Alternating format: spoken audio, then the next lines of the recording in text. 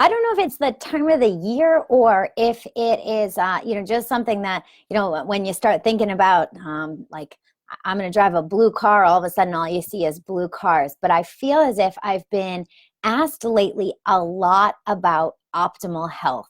I've been getting a lot of questions from people about what really should I be taking in terms of supplements. And I just wanted to clear a couple of things up. And what does optimal health, like, what does getting on a regimen mean? What do I need? Like, people ask that.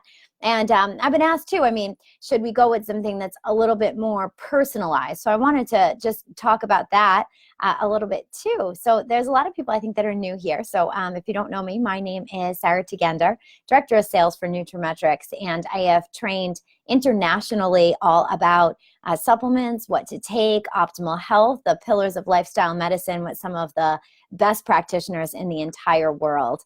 And so I'm really fortunate to have a great perspective on this, and I get to talk about this and live this every single day. But I have to tell you that these questions stem from just really, I think, my own journey too. It was just today I was doing some research for someone, and I want to talk a little bit about some of the nutrients that I think are a really good foundation and why. But when I was doing some research to answer some questions, I questioned how much I was even taking and saying, is that what I really need? And so I'll tell you which of that ingredients I questioned just today when we get into the discussion. But feel free to interact and let me know, what kind of questions you have about what is optimal health, what is necessary for you to take. And the first thing I always like to start any lecture when I talk about supplements is to say that I don't believe in the supplement industry. So can I just start with that? How can I say that I'm the director of sales for a major healthcare division for a company that it's a $8.5 billion company, and I'm the director of sales for the $40 million division called nutraMetrix? How am I saying that I don't believe in supplements? And that I believe that there's no supplement that can take the place of a really great diet, organic, at least for, the Dirty Dozen. If you guys don't know the Dirty Dozen, the environmental working group comes out with the 12 dirtiest pesticide-ridden food every single year. And that list does change. So you can just Google Dirty Dozen and figure out which foods you should buy organic. So I believe in diet first. I don't believe that there's any supplement that can help you if you don't get not just enough quantity of sleep, but the quality of sleep that you need. So diet, sleep. I believe in stress management. There is definitely supplements that can help if you're struggling, but you've got to make your stress management a priority. That's probably one of the things that I think it's a hot topic, but I don't know if everyone takes it as seriously. It's one of these things that's like in fad right now. Look at my shirt, it says grateful, right? Is this about being grateful? Is it about meditating? It's not just me about wearing a shirt that I got, at a department store. That's not what this is about. This isn't for the Instagram post. This is about you truly feeling like you have your stress under control. So that would be number 3. So diet, quality and quantity of sleep, stress management, and number 4 is adequate hydration. How many of us just go around, dehydrated? So I'll talk about how, my favorite supplement line can definitely help towards that adequate hydration. But that's why I don't believe in supplements. If you don't have those 4 things, it was funny. I had a friend who came to me and said, Sarah, I heard about this, new ingredient that's out there, Oprah, Dr. Oz, all the people are talking about it. And what do you think, Sarah? Do you think that this is something that's going to help me? And I said, well, I don't know. What do you need the help with? And she was like, well, I really just don't want to get wrinkles. And I just know that if she just slept more, if she had her stress under control, if she had her hydration and her food intake, and I know all these things. This is a friend. We've been friends for years, and I know she's struggled with all those things. So I don't think that there's one ingredient that's going to outperform those 4 things. But that being said, I still take supplements every single day. I think it's the best insurance policy for me and my family to bridge that gap. And I think that we live in, a crazy world today. And, I just spent Monday and Tuesday in New York City, and the amount of toxins from just pollution. And I can't help it when someone's smoking a cigarette and I pass by on the street. I can't help that with my kids. I mean, we try, right? I don't stand right next to the person. We try to go around them as fast as we can, but we're exposed to toxins. We're not always available to eat, high quality organic food all the time, right? And, there are some things that that you need to do too if you're like more stressed out, or if there's some days where I don't have adequate levels of hydration. And so Mark's saying maybe you need to supplement more if you struggle in one of those areas. And yeah, Mark, I'm going to talk a little bit about what a struggle looks like and where you might need a higher level of commitment to supplementation. But we just know that our nutrients aren't what they used to be, even in foods today. I mean, I always ask people, think back to your childhood, think back in eating a tomato. Have you guys eaten a tomato that tastes like that? I don't really like tomatoes today, and I really loved tomatoes growing up. I just don't feel as if, tomatoes taste the same. I don't think apples taste the same. I don't think our food is the same. I remember going through Trader Joe's with my kids, and they picked up this, it was like a cross between like an orange and a kiwi or something like that. And so it was one of the, all right, yeah, you guys are here. Wasn't on my shopping list, but impulse buy, I'll get it for you guys.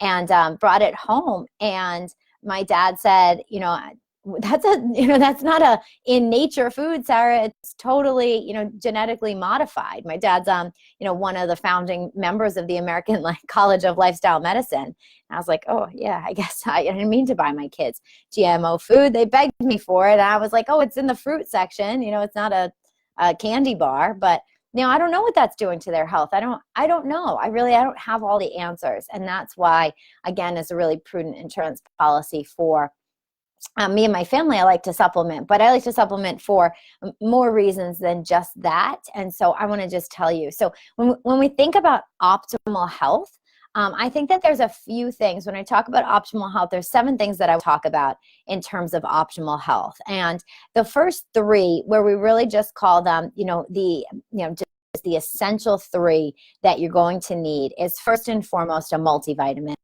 Multivitamins, really easy. They're really accessible for a lot of people. A multivitamin is what's going to bridge that gap, right? That's going to help out where, we're really finding that people aren't dying of scurvy anymore. They're not having these, known deficiencies. Because first of all, the government came in and supplemented a lot of things. They put, iodine in our salts. They fortified a lot of our foods. They put stuff in our water. So, I mean, whether you feel like you need to supplement or not, and, I'm preaching to the choir here with you guys, but whether you feel like you need to supplement or not, the government's doing it for you. So I think a multivitamin just really helps cover those bases for you.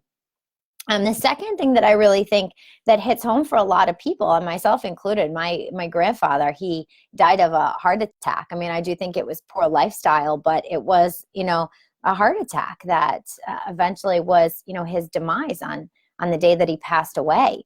And, I don't think I'm alone. I don't know if you guys want to put in the comments, have you been affected yourself or a family member, who have had, some sort of heart disease? Because it's 1 out of 4. And so when we look at that, and, maybe a little bit more men, but I mean, we're seeing the numbers that are the same in women. So I think that heart disease is something we really need to talk about. And in order to be, heart protective, we're looking at omega-3s. I find, and this is again why I don't believe in supplements, because a lot of the supplements, what's on the front of the label, it looks really attractive, but when you really turn it over and you understand the science behind it. So I see a lot of omegas because I have people send me bottles all the time to look at. And what I see a lot of times is, really low amounts of omega-3, somewhere around like maybe 200 to 300 milligrams. And what they find is the relative risk of coronary heart disease, the relative risk of coronary heart disease really becomes statistically significant. Geez, this is a tongue tie today. Statistically significant around the 2,500 to 3,000 milligrams of omegas. And what we need is the proper ratio of omegas as well. We need the 2-to-3 ratio. So, when we look at our, nutraMetrix Heart Health omega-3s at the 3,000 milligram mark, you're going to, really be in that protective range when you look at, the incidence of heart disease risk. And at the same time, you're going to have that nice EPA to DHA ratio of 2-to-3. That's how it's naturally found in nature. So you want to make sure the ratio is there, and you want to also make sure that the amount's there. So you can't just look at the front of the labels. You really have to sometimes do some math and turn it around. And one of the things I like when I trust in nutraMetrix is I trust that all of the amounts are ones that are clinically efficacious. It's not just like, hey, let's throw in omegas.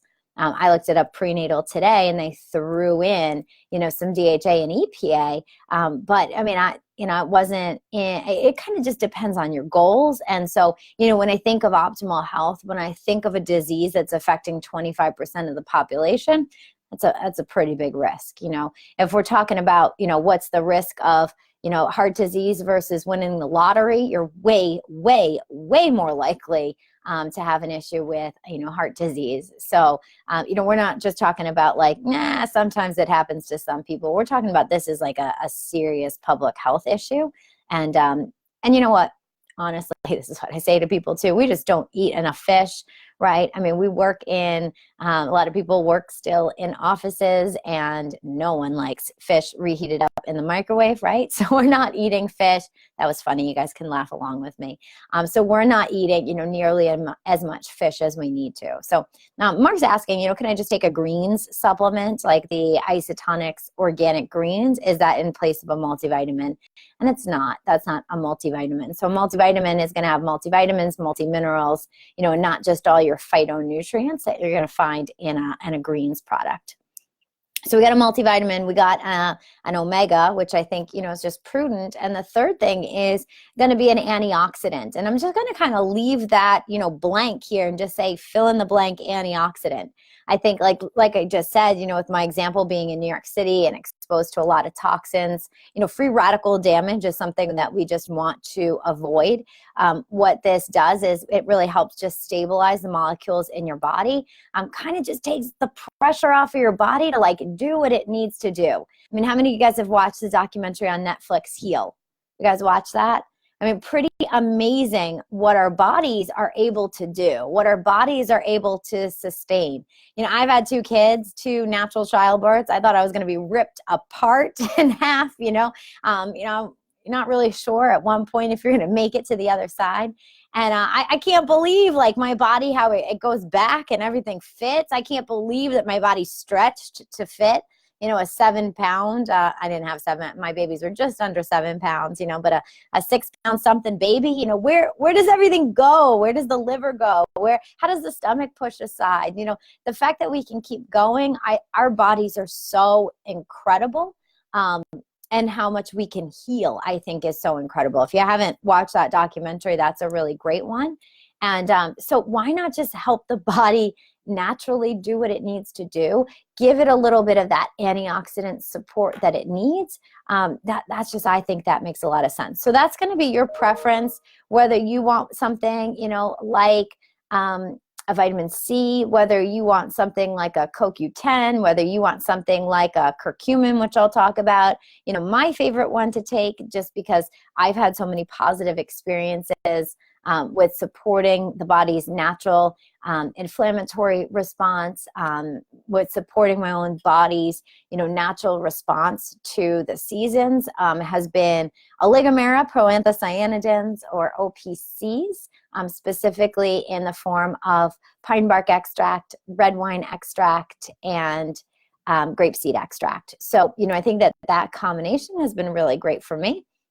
And so multivitamin, omegas, and antioxidants is what I think for optimal health. That is like, if that's what you're looking for, I don't know if you're necessarily going to quote unquote feel any different, and you might from some of those with, again, supporting your body's natural natural inflammatory responses. I think you should, but where we really get into the next tier, if I was going to take those three and add on to really then what would be the other things. One would be for sure, and you guys have heard about this, right? Vitamin D.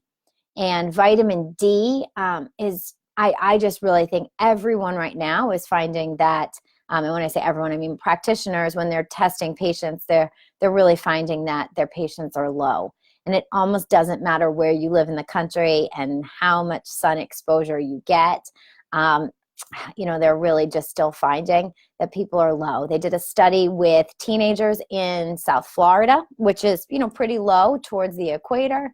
And they still found that teenagers don't tend to wear as much clothes as maybe some more mature adults. And they still found that teenagers' vitamin D levels were suboptimal in Florida. So, wherever you live in the country, I really think it just makes sense to take a good, high quality, high dose vitamin D supplement. If you want vitamin D to be protective for bone health, you're also going to need to find one that has vitamin K2. K2 is what pushes the vitamin D into the bones. So vitamin D is great, right? We know that that's great for a lot of different reasons. But if we really want this for bone health, then we want to make sure it has the K2. See a lot of vitamin Ds that don't have the K2, or even some of these personalized companies that are selling vitamin D as a standalone and K2 as a standalone. And you as the consumer have to be astute enough to know that you need the vitamin D and the K2. So, I just don't like that they do that. Why not just, make synergistic formula blends that are going to work and cover, a myriad of complaints. So we're going to add on vitamin D right there. And, that's kind of up to you if you want to maybe use it seasonally, have a higher commitment. There's links to vitamin D and immune health. There's links to, vitamin D and mental health.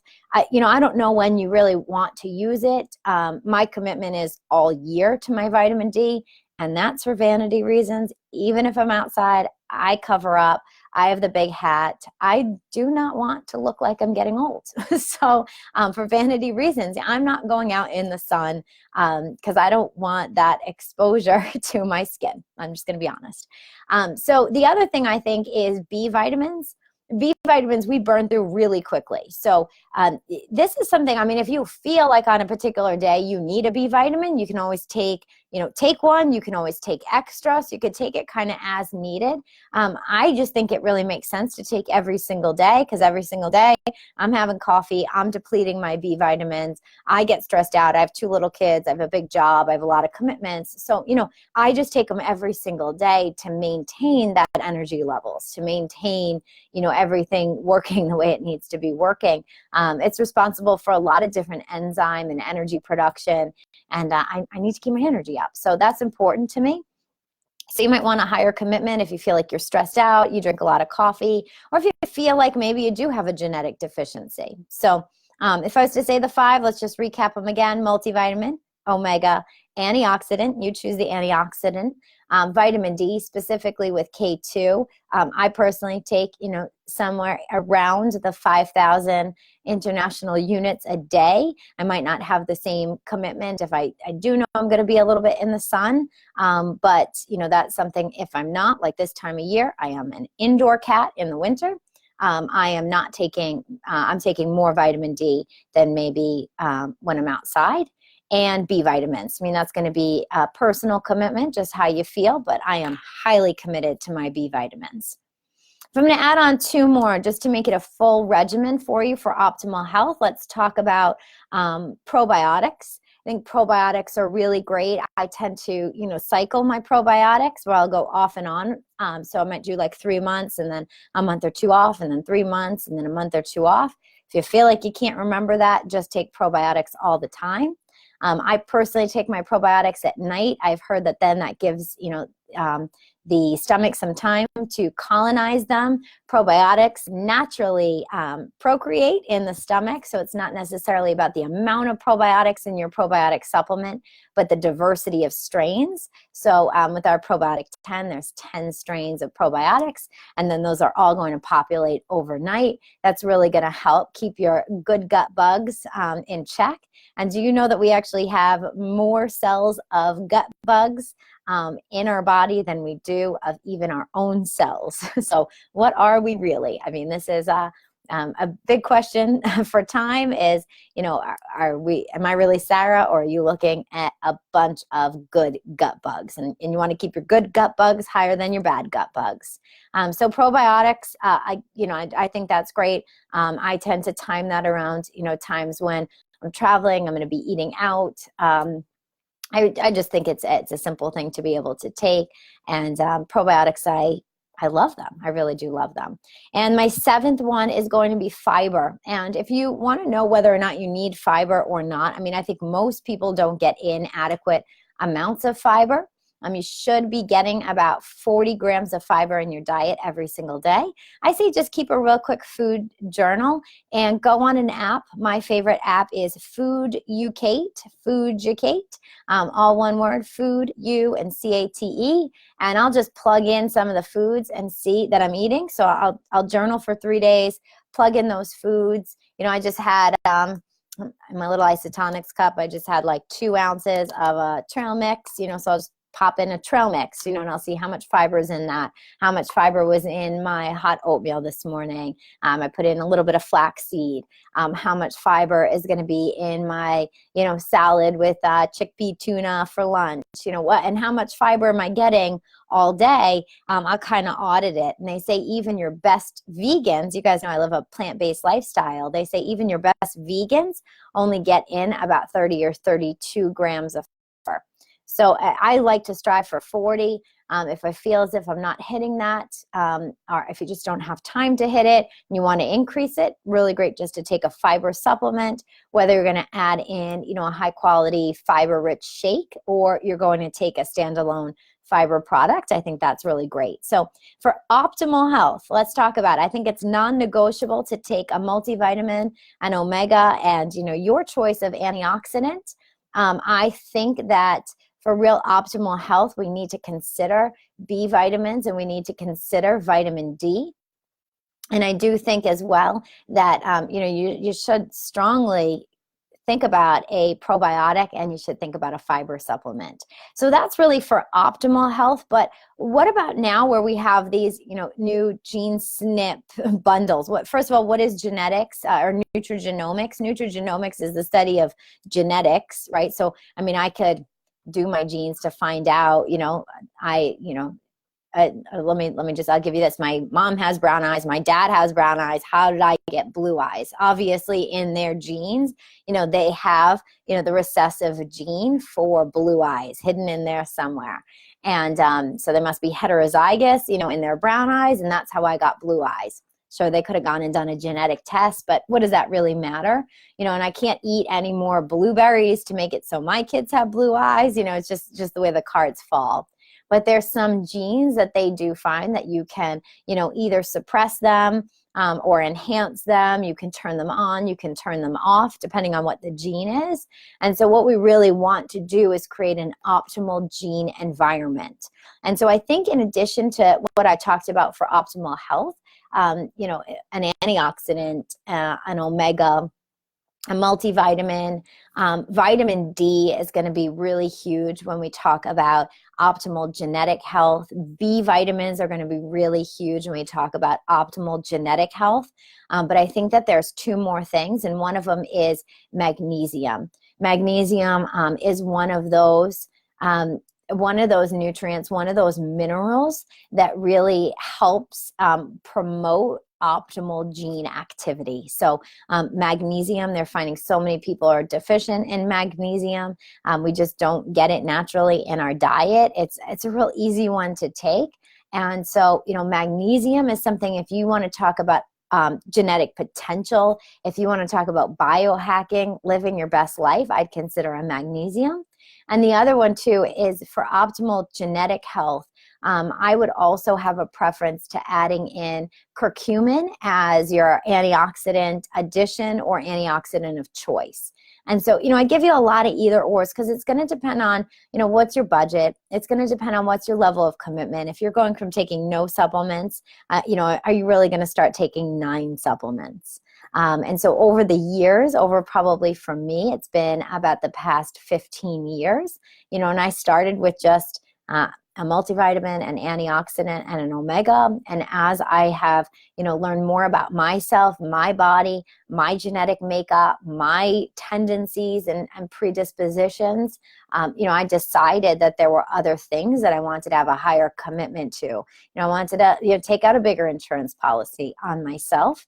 And I could do that, with supplements, where I really felt as if curcumin for me was sustaining natural glutathione levels. And I know just how important glutathione is, how difficult it is to get in, exogenous glutathione. And it's really popular today in IV therapy.